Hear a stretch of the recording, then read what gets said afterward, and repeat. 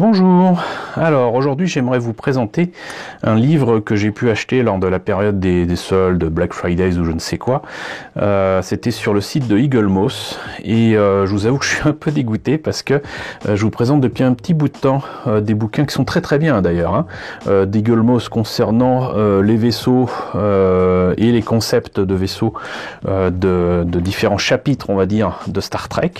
Je regrette pas de les avoir et tout, mais enfin ça va coûter quand même beaucoup plus cher que ce qui était proposé à ce moment-là, c'est-à-dire qu'on passait de, on va dire, 28 € à 15 €. Et donc du coup j'en ai profité pour prendre des bouquins qui ne m'intéressaient guère, parce que je ne savais pas trop ce qu'il y avait dedans, et surtout je pensais pouvoir m'en passer avec tout ce que j'avais déjà autour de ces sujets-là. Et là il s'agit en fait d'un livre entièrement autour de l'Enterprise D, celui de Star Trek Next Generation, une série de 7 saisons que je vous recommande chaudement, qui a débuté en 1987, qui s'est terminé en 1994, laissant d'ailleurs la place à d'autres séries qui étaient donc Deep Space Nine, qui d'ailleurs avait commencé on va dire en milieu de production des séries de Next Generation, suivi ensuite de Voyager. Et bien plus tard, de toute façon, on a eu Enterprise. Mais le fait est que Next Generation a cette particularité d'avoir eu aussi ses propres films, c'est-à-dire que une fois passés les films classiques avec l'équipage d'origine de l'Enterprise avec Kirk et consorts, donc c'était jusqu'au 6e film, il y a un 7e film qui s'appelle donc justement Generations et qui fait le lien entre Picard et Kirk. À partir du 8e film qui est First Contact, c'est uniquement autour de l'équipage de l'Enterprise D, enfin même si rapidement ça sera l'Enterprise E avec Picard, jusqu'au 10e film, et voilà. Mais c'est surtout intéressant parce que en plus nous avons là bientôt dans quelques jours la série qui arrive sur Amazon Prime, si je me trompe pas. J'ai vraiment hâte de voir ça. Il s'agit donc d'une nouvelle série Star Trek avec comme héros Picard, d'ailleurs ça s'appelle Star Trek Picard, voilà, avec Patrick Stewart toujours dans le rôle titre, bien évidemment. On verra donc du coup ce qui s'est passé peut-être dans un univers ou un futur alternatif, je ne sais pas trop ce qu'il en sera. On reverra beaucoup de personnages issus des séries Star Trek avant qu'il y ait eu tout ce remue-ménage avec les films de J.J. Abrams, donc aussi bien des personnages de Next Generation, j'espère de Deep Space Nine, pour l'instant j'en ai pas vu. En tout cas il y a très certainement des personnages de Voyager, avec notamment Jerry Ryan dans le rôle de Seven of Nine, donc ça va le faire, franchement ça va le faire. Donc on va en profiter justement pour voir ce que donne ce bouquin, revenir un petit peu en arrière sur l'Enterprise D avant qu'il ne se crache sur une planète, et voir exactement ce qu'il en est de ce bouquin proposé donc par Eaglemoss avec Hero Collector. Et c'est un bouquin signé de Ben Robinson, voilà, et je pense que si c'est comme les précédents bouquins, il sera richement illustré. Il date de 2019, c'est vraiment tout récent. Il était vendu aux États-Unis à 29,95 $, et je vous le répète, moi je ne l'ai eu qu'à 15 €, voilà. Donc franchement c'était moitié prix, ça aurait été dommage de passer à côté, surtout que ce sont de très beaux bouquins avec des couvertures rigides, etc. Donc on va voir immédiatement ce que ça donne à l'intérieur. Alors,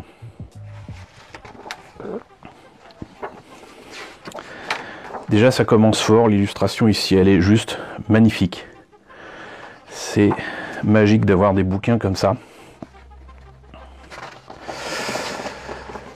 Là, le sommaire, eh ben, il y en a des choses. Ici, donc, l'héritage des vaisseaux qui s'appelait Enterprise. Là, on voit d'ailleurs, assez étonnamment, le NX-01 avec en dessous le Constitution Class qui est dirigé par Christopher Pike, mais là, c'est clairement le design de Discovery. D'ailleurs, la taille n'est absolument pas la bonne, puisque là justement on peut comparer. Le NX-01 était peu ou prou de la même taille, mais avec moins d'éléments que l'Enterprise des années 60. Là on voit bien la différence entre ici et là. Il est quand même beaucoup trop grand ce vaisseau. Il est superbe, hein, mais il est beaucoup trop grand. Ça, c'est celui qu'on voit dans la série des années 60. Ça, c'est le refit. Donc, c'est l'Enterprise revue et corrigée pour les films. Là, c'est l'Excelsior qu'on voit partir de Star Trek 3. Mais c'est un Excelsior class, donc il est refit en plus. C'est l'Excelsior class qui a été modifié pour s'appeler l'Enterprise B. Ça, c'est l'Enterprise C qu'on voit dans un épisode qui est génial de Next Generation. Je sais plus de quelle saison, peut-être la troisième ou la deuxième, je ne sais plus. Mais en tout cas, ça s'appelle Yesterday Enterprise. Et voilà, je vais rien vous dire de plus, mais voyez cet épisode. C'est la rencontre justement entre l'Enterprise C qui vient du passé et l'Enterprise D. C'est juste énorme, vraiment énorme. Alors, l'historique de la construction. Là, on a par contre énormément de petits dessins. Mais ça compile en fait les informations qu'on connaît de toute façon autour justement non seulement de la construction de l'Enterprise D, son histoire. Il y a pas mal de choses qui sont reprises dans la série, notamment là, dans le dernier épisode, qui est absolument génial. Un petit retour sur ce qui s'est passé non seulement dans la série, mais également dans le film, donc Generations. Hop. Voilà, ça c'est super pratique justement pour faire la maquette. Alors comme vous le savez, j'ai commencé à faire il y a très longtemps une version Dreadnought avec 3 moteurs qui correspondent justement au dernier épisode, au double dernier épisode de Next Generation. Mais là voilà, les références couleurs, etc. Ici, elles me seraient quand même bien pratiques et sous toutes les coutures. Ça c'est aussi quand même très important, vous voyez.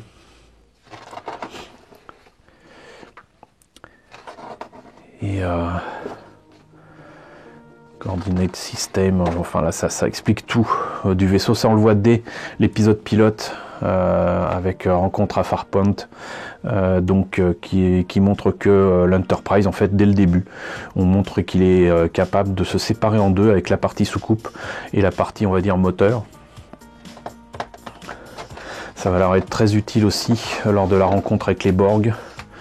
Ça, c'est pour signaler que la soucoupe peut servir aussi de module, on va dire, de sauvetage pour l'équipage, à supposer qu'ils ne savent pas utiliser donc les différents modules qu'il y a sur la soucoupe. Bon, ça c'est, comment dirais-je, un aspect que je n'ai pas compris dans le film, que l'Enterprise ait des problèmes justement et qu'il manque d'exploser, je veux bien le comprendre, mais ils ont partout dans le vaisseau des modules justement de sauvetage et ils s'en servent pas, et j'ai franchement pas compris pourquoi, puisqu'il y a quand même plus de risques à descendre sur une planète avec la soucoupe qu'à utiliser les fameux modules. Donc ça, c'est les plans de la salle des machines. Ensuite, les différents panneaux un petit peu partout, les moteurs warp. Vraiment, tout est expliqué, quoi. Voilà. La nacelle de propulsion, puisque même ça, on l'a vu dans la série. C'est ça qui est génial, c'est qu'au petit à petit, on explore vraiment le vaisseau qui est énorme. Énorme. Et tout ce qu'on voit là-dedans, c'est pas des trucs imaginés, c'est vraiment inclus dans les séries, dans les différentes saisons. Les moteurs à impulsion, puisqu'en fait quand ils sont pas en warp, évidemment il faut quand même voyager, et vous voyez que là, contrairement à l'Enterprise tout court, vous avez non pas un seul moteur à impulsion, mais 3. Et c'est normal puisque celui-ci permet de bouger, on va dire, l'élément avec les moteurs. S'il est séparé de la soucoupe, ça lui permet de bouger, sinon il peut pas. Et la soucoupe a donc des moteurs à impulsion ici. Par contre, je ne crois pas qu'il soit capable de voyager du coup en warp sans ces moteurs-là. Mais bon. Donc là, vous avez vraiment la totale. Vraiment. Le pont, la passerelle, quoi. Bon, là, je trouve quand même que les costumes sont représentés de manière un peu bizarre. Voilà, on voit aussi que la passerelle hérite quand même d'un design très années 70 ou 80 avec de la moquette partout et tout. Mais ça rend le design de ce vaisseau justement très confortable. Il est absolument pas fait pour quelque chose de militaire, mais vraiment on sent que le propos de départ c'est l'exploration, c'est d'être dans un univers confortable et grand, voilà. On se sent pas du tout enfermé dans ce genre de design. Et là, si vous voulez faire justement les panneaux ici et là de la passerelle, bah, vous avez toutes les informations et les dessins nécessaires, quoi. D'ailleurs, il faut noter que ce genre de choses était fait justement sur des plaques rétro-éclairées qui pouvaient changer les éléments à volonté. C'était pas évidemment des écrans tactiles comme on pourrait avoir maintenant. Maintenant on pourrait faire de vrais écrans tactiles, mais à l'époque en fait c'était des trucs imprimés sur feuilles transparentes par Michael Okuda, qui est d'ailleurs un grand spécialiste de Star Trek. Il s'amusait d'ailleurs à mettre des petites références ici et là dans les panneaux qu'on voyait à peine, mais le fait est que du coup ça a été appelé des Okudagrammes. Voilà, vous savez tout à ce niveau-là, et c'est quand même finement pensé et réalisé, quoi, ce genre de choses. Ça évitait d'avoir des boutons physiques partout, et ils devaient toucher les éléments, mais finalement ça annonçait le futur, hein, puisque maintenant on est tous habitués avec des tablettes ou des écrans tactiles à faire cela, mais voilà, à l'époque c'était nouveau. Donc Mainbridge Refit, je sais pas à quel moment ça... C'était pour la huitième saison. Alors j'avais pas noté qu'il y avait tant de différences que cela avec les précédentes saisons. Peut-être cette partie-là. C'est vrai qu'ici du coup il n'y a plus de petits, il y avait des espèces de tabourets. C'est-à-dire que des gens pouvaient s'asseoir par là, là c'est plus le cas. Et il y a une console supplémentaire ici, qui je pense n'existait pas avant. On pouvait passer ici tranquille. Mais j'avais pas noté cette différence. Vous voyez, même moi j'apprends des choses des années après. Ça, c'est le bureau en fait du capitaine. Alors ça, c'est la baie d'observation qui sert aussi de salle de réunion pour on va dire, les officiers principaux. Et d'ailleurs, en fait, à un moment ici, il y avait... ça c'est pas représenté là, mais normalement si je me trompe pas, il doit y avoir en fait des représentations de l'Enterprise avec de la dorure dessus, mais c'est peut-être dans une autre salle. Turbolift, parce que oui, il y a des ascenseurs. Alors Battle Bridge, en fait ça c'est la passerelle de commandement donc de la version de la portion de l'Enterprise D avec les moteurs, et on notera que même s'il y a des éléments qui rappellent la passerelle originale, le reste fait quand même très passerelle des vieux vaisseaux de Starfleet de la période Kirk et compagnie. Je pense que d'ailleurs la portion en question venait de là. Et ça a d'ailleurs été réutilisé, si je ne me trompe pas, pour Yesterday Enterprise, pour représenter la passerelle de l'Enterprise C. L'armement, même si c'est pas ce qui est le plus mis en avant dans ces saisons et dans cette série, on y utilise quand même aussi rarement que possible l'armement, pourtant quand même bien présent sur ces vaisseaux-là. Hop.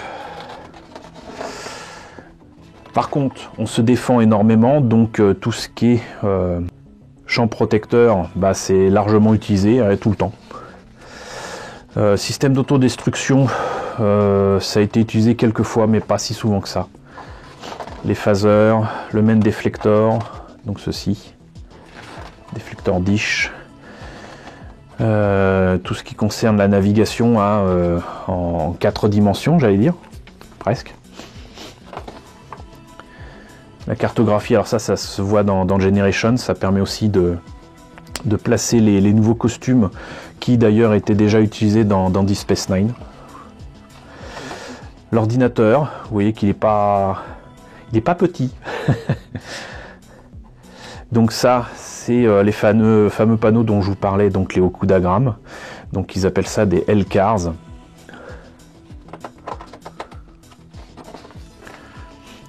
Ça, c'est l'équivalent un petit peu de nos clés USB, si vous voulez. les pads, donc en fait ni plus ni moins que des tablettes comme on utilise maintenant. Donc ça, c'est la salle de téléportation. Comment ça fonctionne?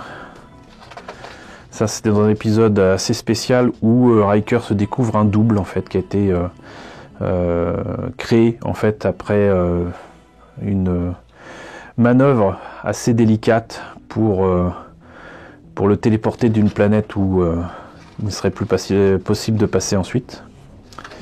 Ça, c'est des éléments qui permettent justement d'améliorer la téléportation. Les Jefferies Tubes, alors ça en fait c'est tout ce qui permet de passer de manière, on va dire, à pied en fait, d'un élément à un autre du vaisseau, sans passer par les turbolifts.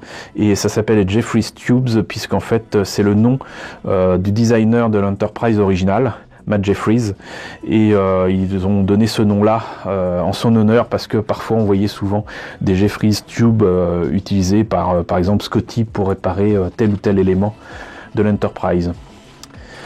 La partie hangar, voilà. Alors ça, c'est les premières petites navettes qu'on voit dans la série. C'est absolument ridicule, c'est très carré. C'était très moche, j'aimais absolument pas. Cela dit, la version plus grande avait un peu plus de gueule, mais franchement, ça sentait on veut vendre du jouet. Même si au final, de toute façon, je crois que ça n'a pas servi à grand chose. Je sais plus qui c'est qui avait les jouets à ce niveau-là. Il y a une excellente émission sur Netflix qui s'appelle The Toys That Made Us. Ils en parlent, je crois, justement de Star Trek, de tout ça. À part Playmate qui a su tirer son épingle du jeu, les autres boîtes qui avaient fait des jouets de Star Trek qui sont tous ramassés la tronche. C'était une horreur. Mais voilà, ça c'était encore plus rond. Franchement, les navettes, je les aime pas trop. Ça, je vous en parlais tout à l'heure, les escape pods, donc tout ce qui permet donc d'échapper à une mort certaine. Et il y en a partout sur le vaisseau.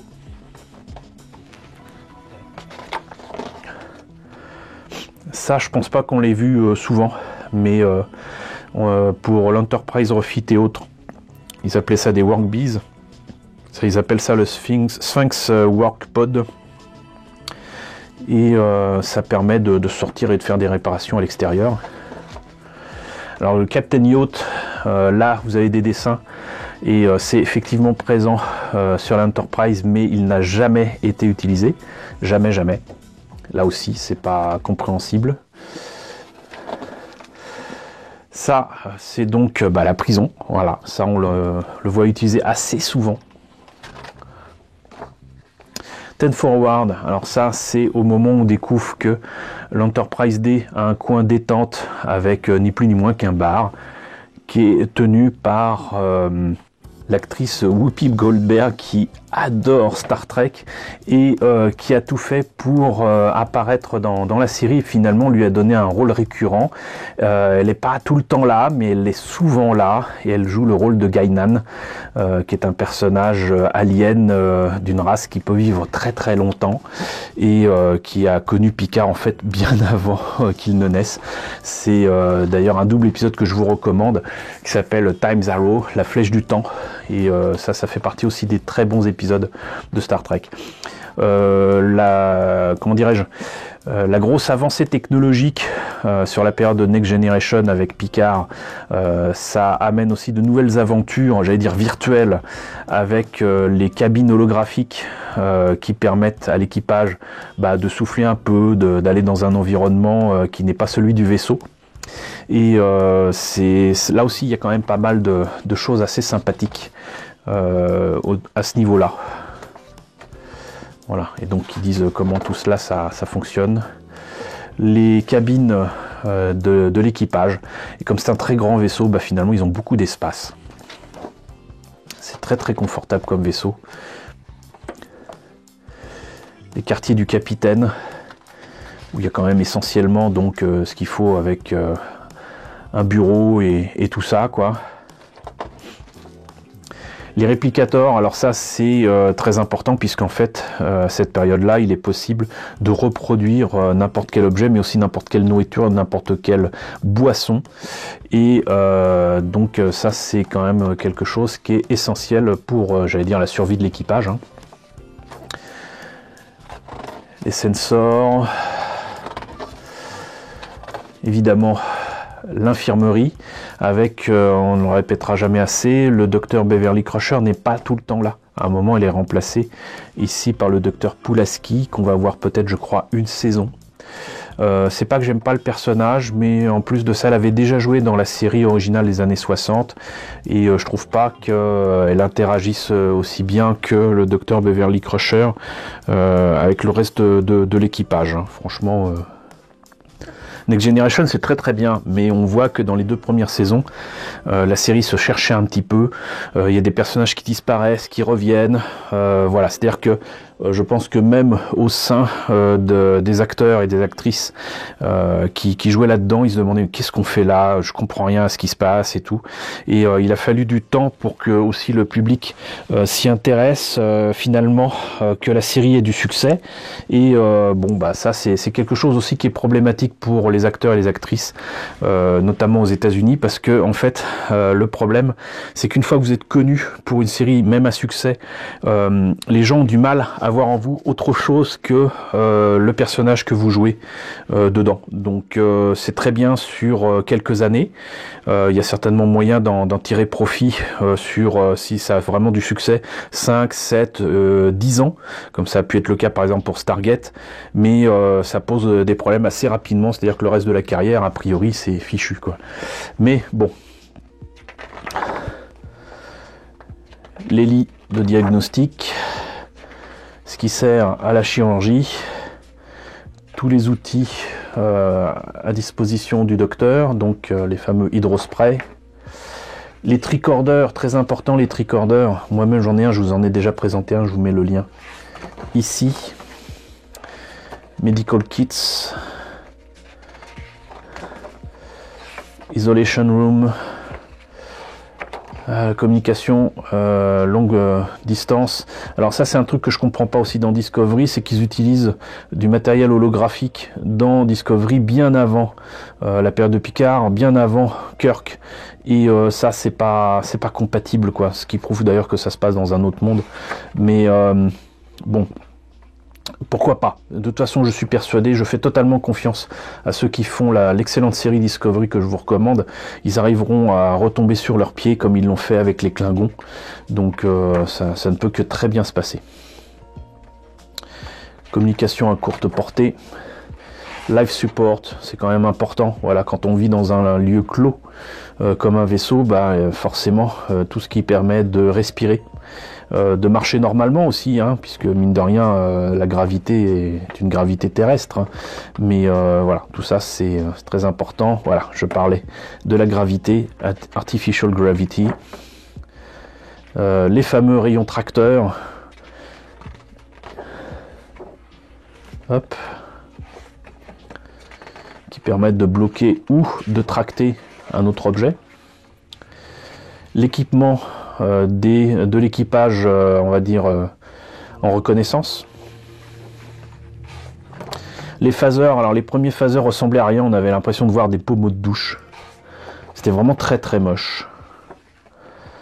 Celui-là c'était guère mieux, on avait l'impression de voir un truc qu'on pouvait passer sous les aisselles. Je crois que je vous l'ai présenté d'ailleurs. Ensuite, Phaser Rifles, ça c'est d'ailleurs un modèle qu'on voit plutôt volontiers dans First Contact, je crois. Et ça, c'est ce que je vous ai présenté en jouet également. Ça avait déjà un petit peu plus de gueule. Ça ressemble à des manettes de moto ou quoi, mais ça passe mieux en termes de design. Voilà, et vous avez différents modèles. Les tricorders, donc vous avez les tricorders scientifiques, les tricorders normaux, mais aussi les tricorders médicaux qu'on a vu un peu plus tôt, et les différents uniformes de Starfleet avec les badges. Là, il vous montre des badges d'ailleurs à partir de Deep Space Nine et du film Generations, mais là ça indique aussi les différents grades et ce que signifient les petits trucs que vous avez sur le bord des cols des uniformes qui changent d'ailleurs entre la première saison et la dernière.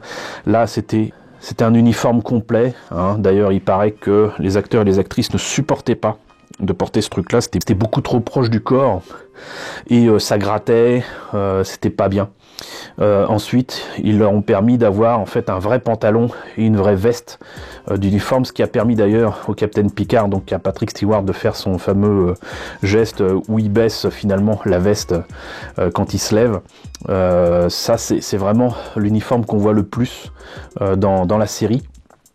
Ensuite, vous avez de nouveau un uniforme complet dans le film Generation qui correspond en fait à l'uniforme qu'on voit au début de Deep Space Nine.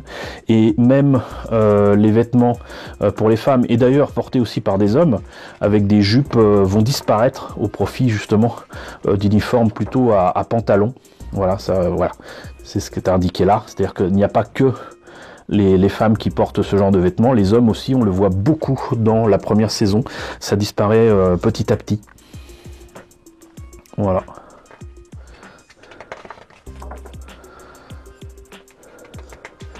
Ça, il y a différents uniformes aussi, donc d'apparat, j'allais dire. Ici, une variante de l'uniforme du Captain Picard, que j'ai d'ailleurs. Et voilà, on en a terminé. Je profite d'ailleurs de la présentation de ces uniformes pour signaler que je présenterai ceux que j'ai à Avignon Geek Expo en février. Donc si vous me faites l'honneur de venir à cet événement, eh ben vous les verrez. Voilà, en vrai. Donc c'est pas des uniformes portés dans la série, mais je les ai achetés il y a bien des années. Maintenant ils sont introuvables et ça vous permettra de voir ça d'un petit peu plus près. Voilà, d'ailleurs je présenterai certainement les autres bouquins que j'ai eu justement avec les Black Fridays sur Star Trek et de Eagle Moss. J'espère que la présentation de ce livre vous a intéressé. N'hésitez pas à me dire ce qu'il en est dans la section commentaires. N'hésitez pas à liker, n'hésitez pas à partager, n'hésitez pas à vous abonner si ce n'est pas déjà le cas. Coucou aux nombreux abonnés qui nous ont rejoints ces derniers temps. Bienvenue ici. Coucou aux grands anciens qui me suivent depuis plus de 4 ans. Merci à tous de votre fidélité. Merci à tous de votre soutien sur Tipeee et sur Paypal. Je vous laisse avec le générique de fin avec les contributeurs de la chaîne et je vous dis donc à très bientôt pour la présentation d'un nouveau bouquin Star Trek.